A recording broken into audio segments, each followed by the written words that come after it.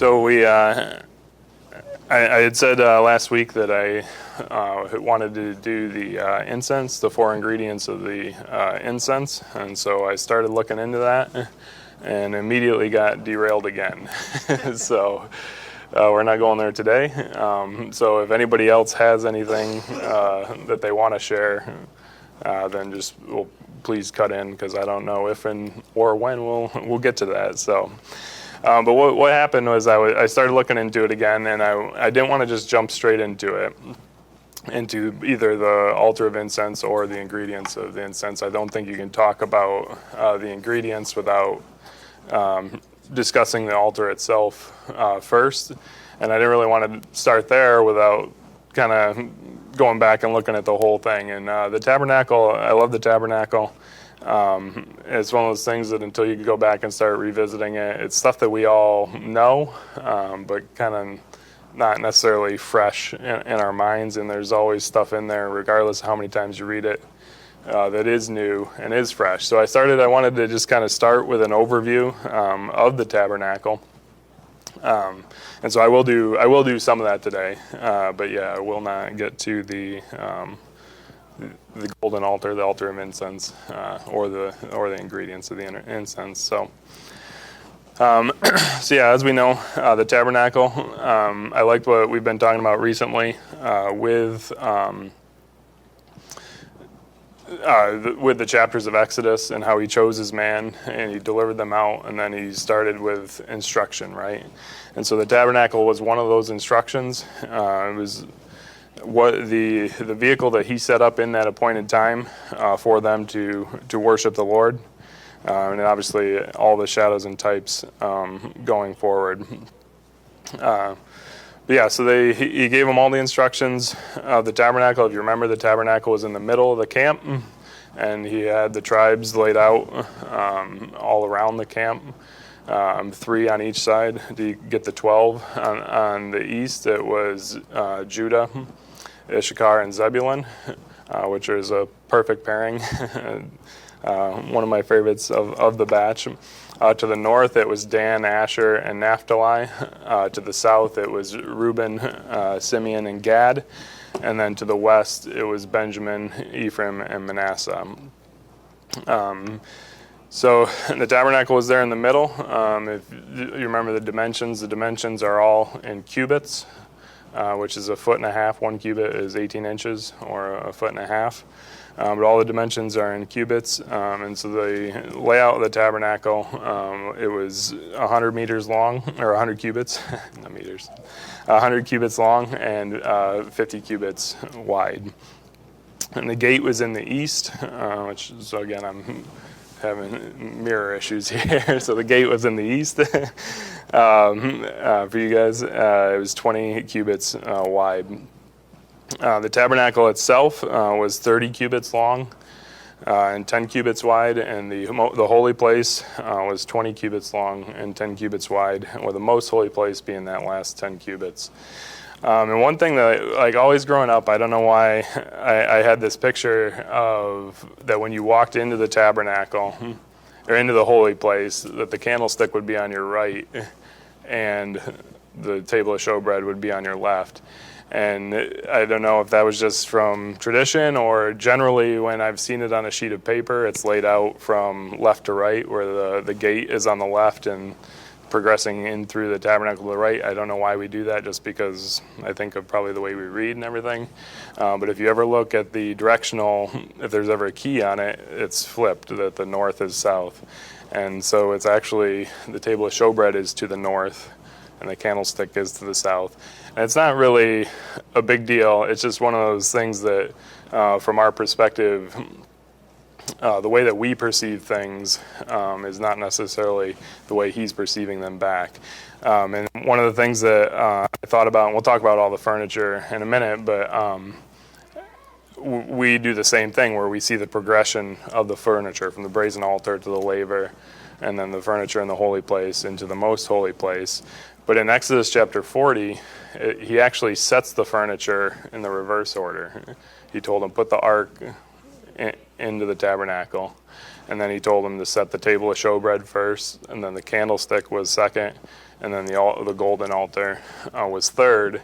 And then he moved to the outer court and set the brazen altar first, and then the brazen laver was the final thing. But it made me think of back at the end of the year, when during one of the services I had gotten up and shared that it's kind of this two-way thing with us progressing in through, and we have that left to right English reading where we view it from, but he has that same pattern back out where he's taking himself, the ark, out of the most holy place and expressing it back out the other way. So again, just a kind of a trivial thing, the north and south, but that's is right to left. Beautiful. I did not even know that. So yeah, the Hebrew language being right to left, yeah, exactly the principle there. So, but I think that's important for kind of what I want to talk about today, because what I want to talk about is the higher and the lower dimension of the tabernacle.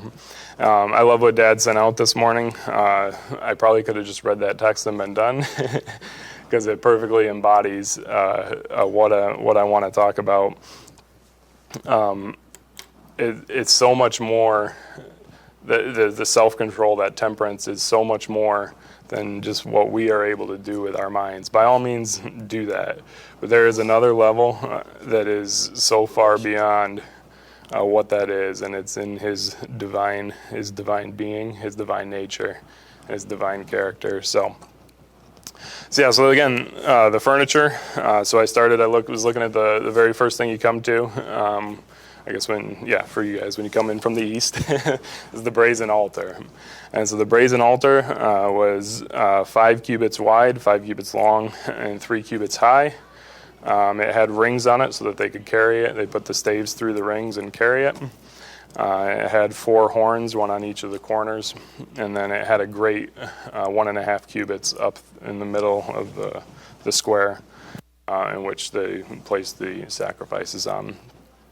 So the key point here is the brazen altar.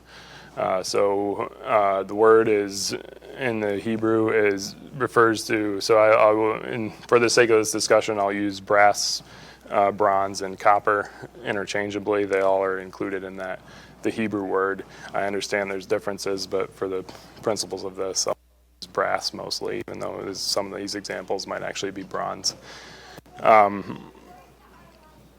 So it is brass. The next piece of furniture here is the brazen laver. And if you remember, they took all the looking glasses, so they polished brass and to where you could see your face in it. I personally have a little bit of experience with that. I used to have to polish my belt buckle for my dress uniform, and it is a laborious endeavor. But all the looking glasses, that's what they use. They use brass, and they would polish it to where you could see that reflection. And all the women gave those, and they melted it down and beat it into one shape. Again, brass. One of the cool things about the laver is there's no dimensions specified, and we know it signifies baptism. So the cool thing about it for me is that, and when I think of no dimensions, is there's no limitation to what God could do. No matter what you think the worst thing someone has ever done, it's been covered. And I thought of the flood. In my head, even when I was a kid and growing up, I would always think, well, maybe there was some other explanation. The water covered the whole earth, that maybe it was just the only location they knew at the time, and it filled with water, and that was the flood, right? It's not like that. The water covered the whole earth. He covered every single bit of it. And so just like the laver, there's no dimension. He covered all of it. So brazen altar, brazen laver. And then we move into the holy place. And in the holy place, the table of showbread on the north side, and the candlestick on the south side. And the candlestick was kind of cool as well. Also right there, no dimensions specified. It gave a ton of detail about it with the branches, and I'm not going to get into this today, but all the different branches and all the decorations that are on it. It's pretty awesome, but no dimensions, and there's no limit. Like specifically what I shared last week with that light, he said, "Let there be light." That light went out eternally, no measure to where it went. And it's still, and yet in that, it's still ever expanding. It's who he is. But does everybody remember what the candlestick was made of? Pure gold, nothing else, pure gold. So the table of showbread was on the north side, and remember what the table of showbread was made of? It was the shittim wood and overlaid completely with gold. And lastly, we call it the altar of incense, but really it's called the golden altar, which again is wood overlaid with gold. So what's the key difference from the outer court to the holy place? Brass to gold. So if you turn with me to Isaiah chapter 60.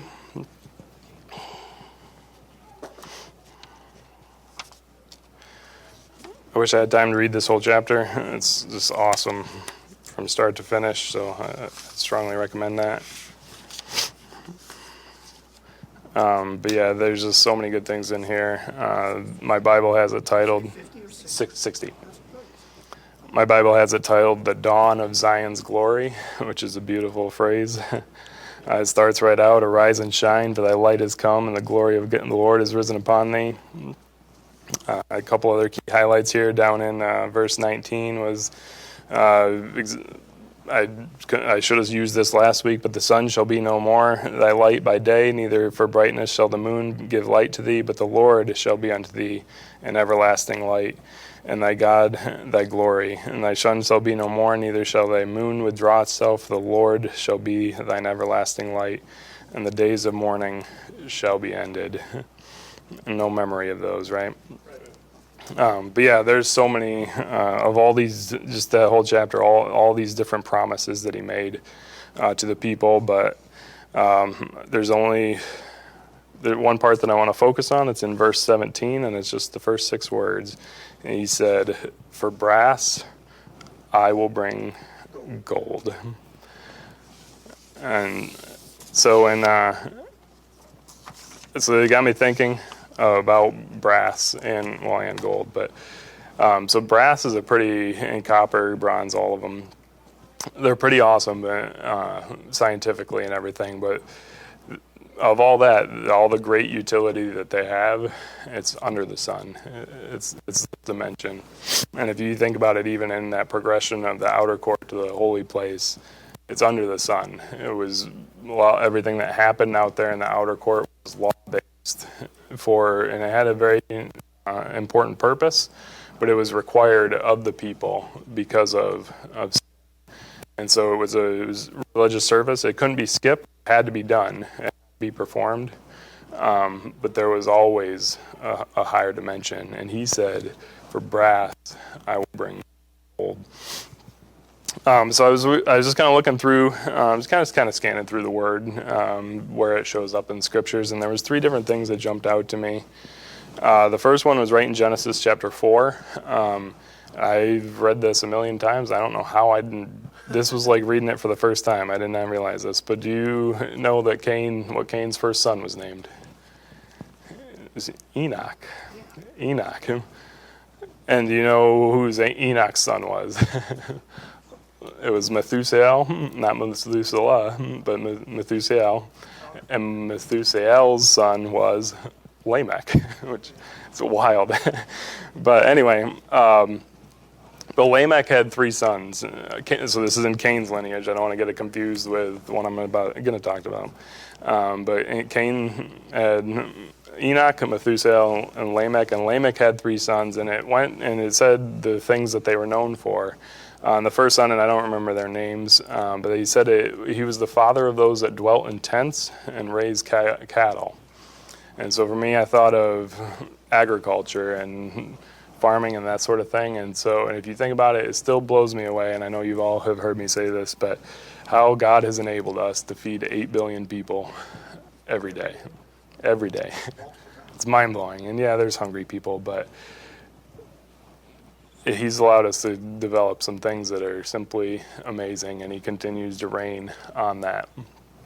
But with feeding 8 billion people every day, there's a higher dimension. in that dimension. Most pictured for me, the one I thought of was in John chapter 4, a story we all know. That, hey, who gave him food? No, it's completely different. And for me, like we can relate to that. We like the idea, but like for me, like I still, even after I share with you this morning, I'm still looking forward to going home and eating. Like I after I talked to that woman, I probably still would want to eat what they brought me, right? But what this dimension that he's working out of is it's a completely different dimension than anything under the sun. So again, it's that brass, that service in that lower dimension.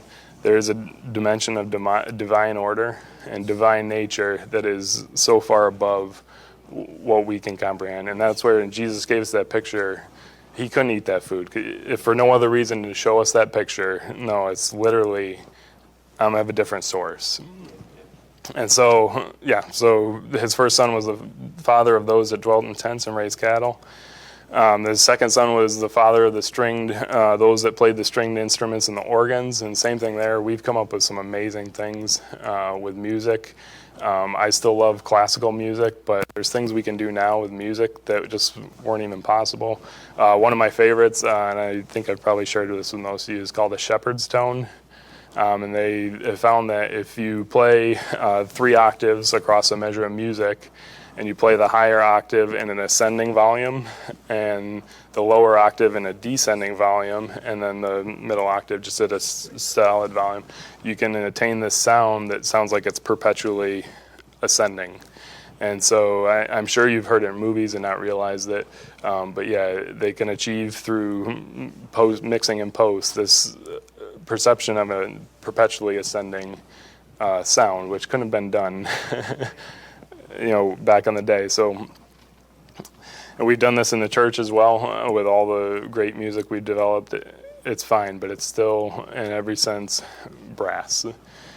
And so there's that higher dimension, that perpetually ascending dimension. That is the song that's the song that no man can learn or be taught. So, and then the third son here which is the reason where I got to this, was his third son was the instructor of every artificer of brass and iron, which an artificer is a craftsman or inventor. So the father of all those that have invented amazing things, and we do some amazing things, especially with brass and copper.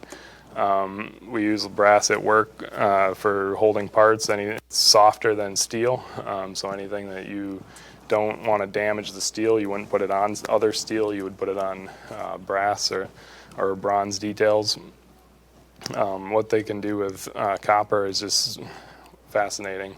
But again, at the end of the day, the height of what we've developed as humans, invented, developed, there's another dimension that's so far beyond that. So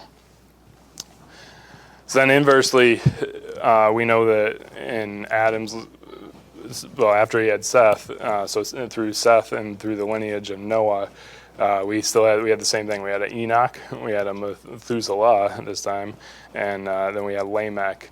And this was that other dimension that he's been telling us about, that it goes all the way down through there, and it's not a beget, but and Lamech had a son.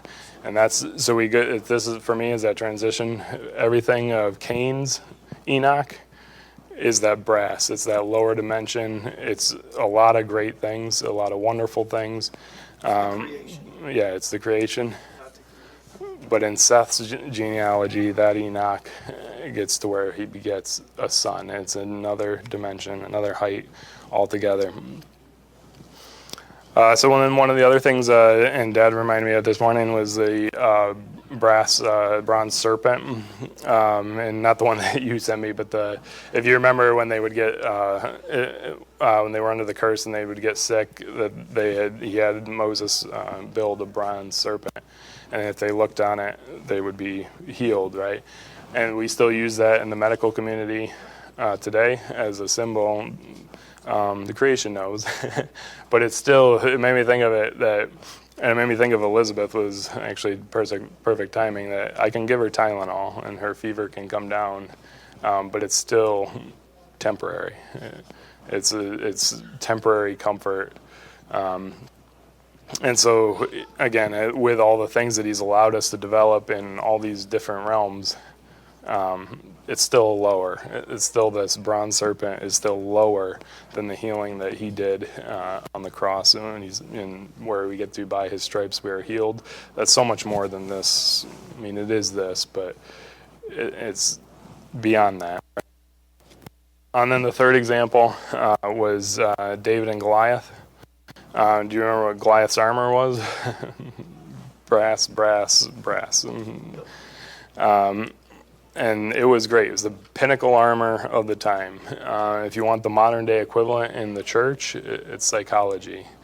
That if we just think a certain way, that we can be pleasing to God.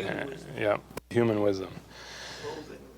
And so remember when David showed up, he said, I'll fight him. And what did Saul try to do? He tried to get him on his armor. And do you remember what Saul's helmet was made of? Brass. As David said, I can't use these. I haven't proved them. Took that helmet off. I'm not going to wear the brass. He went down and he said unto Goliath, thou come to me with a sword and with a spear and with a shield, but I come to you in the name of the Lord of hosts. As Lord of hosts is Jehovah, and I don't remember what the Hebrew word is for host, but it has to do with a group of people specifically that have come together for war, armies. But one thing that's interesting there is that in a couple places it's translated as our appointed time, and so he's also the Lord of the appointed time. And I may talk about that in a second if I have a chance. But he stepped out of that brass dimension where the entire army of Israel was operating. This is how we're going to defeat the realm, the enemy, the carnal mind. And he stepped up into another dimension. And gold is no good for armor. Not in the sense that we fight with, but he stepped up into a dimension of divine nature. He's not fighting the way we fight. So, okay, so if you would jump over to Romans chapter 5. And so, so this appointed time, and Job was one of the places where that word host was translated appointed time. And Job was lamenting that, I kind of wish I would just die and move out of this. He said in Job 14:13, he said, oh, that thou wouldest hide me in the grave, that thou wouldest keep me a secret until thy wrath is past, that thou wouldest appoint me a set time and remember me. If a man die, shall he live again? All the days of my appointed time will wait till my change come. And so Job was talking just like the rest of the fathers of the faith. It was future until my appointed time come. And it wasn't anything wasn't like a lack of faith. We call them the fathers of faith, but it was still out of this brass dimension that we are in. And so in Romans chapter 5, verse 1, it says, therefore, being justified by faith, we have, so what tense is that? We have. Is it future tense? Nope. It's present tense. We have peace with God through our Lord Jesus Christ, by whom also we have access by faith. So we have access by faith. So what Job had said is this appointed time that I wait for, we now have access. Wherein we stand and rejoice in the hope and glory of God. It says we have access by faith into this grace, and that word grace is grace. But one thing I found interesting here was it's literal, figurative, or spiritual. And then it says especially the divine influence upon the heart and its reflection in the life. And so this, for me, is it. For brass, I will give you gold. It's that grace that God gave through Jesus Christ, that it's no longer a future event. It's no longer the service in outer court. He fulfilled all that service, and in exchange, he gave us his divine nature. So you turn over to 2 Peter chapter 1. But this grace is especially the divine influence on the heart and its reflection in the life. It's visible, it's seen. In 2 Peter chapter 1, verse 2, it said, grace and peace be multiplied unto you through the knowledge of God and of Jesus our Lord. Again, it's through Jesus Christ that we have this present access. According as his divine power has given unto us all things that pertain unto life and godliness, through the knowledge of him that hath called us to glory and virtue, whereby are given unto us exceeding great and precious promises, that these ye might be partakers of the divine nature, having escaped the corruption that is in the world through lust. We're partakers. And where was it? Yeah, and what I was going to say here is, according to his divine power, has given. That's past tense. It's past tense. That means this appointed time is now, and he is the Lord of the appointed time, and the appointed time for us, this group of people, it is now. And so we have access, and we are partakers of this divine nature. So when he made that promise for brass, I will give you gold. It's gold. We have access to that divine nature. I had a lot more here that there's no way I will get through. Yeah, in Acts 13, Paul at Antioch is another great read if you want to read through that. But in verse 35, he says, he's referring to David. He said that thou shalt not suffer thy Holy One to see corruption. And that Holy One, that word is properly right. That divine, it's God. It's right. There's no other rightness or right and wrong, good and evil. He is right. And it says by intrinsic or divine character. It means naturally occurring to him. He's right. It is his divine character, which is distinguished from another word, which refers to the human statutes and relations. And so it's separate from human statutes and relations. And from a different word, which is formal consecration or following of the law, fulfilling all the statutes of the law and being separate in that regard. Or from a third word, which relates to the purity from defilement. If you remember the laver, they only had to be washed head to toe once, and from then it was just hands and feet to purify that. But so this Holy One will not see corruption. And so I thought back to what Joshua had shared last Sunday. That is that divine nature. It's expanding. It's out of the divot into that perpetual ascension to and with God, where we're not waiting for his divine nature. And it can't be that brass armor, that psychological, just think right, do right. It says we are justified by faith. And one of the reasons I came across those scriptures of the justified part was through Brother Varner's study book, with justification being one of the key principles of the brazen altar. It's that point of the end of self, right? Self-sacrifice.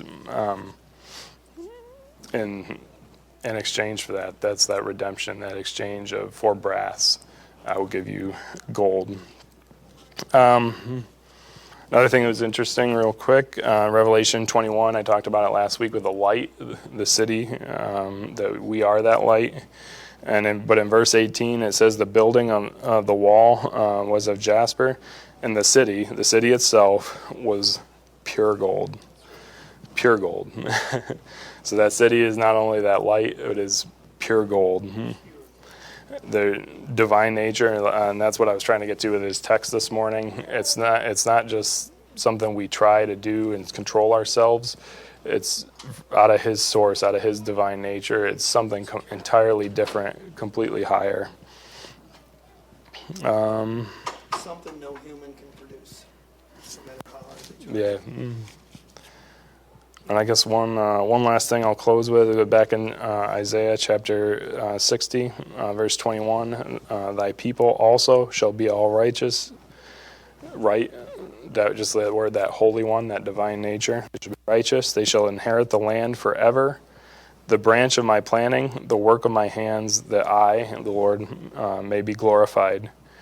And then this is awesome, verse 22. A little one shall become 1,000, and a small one a strong nation.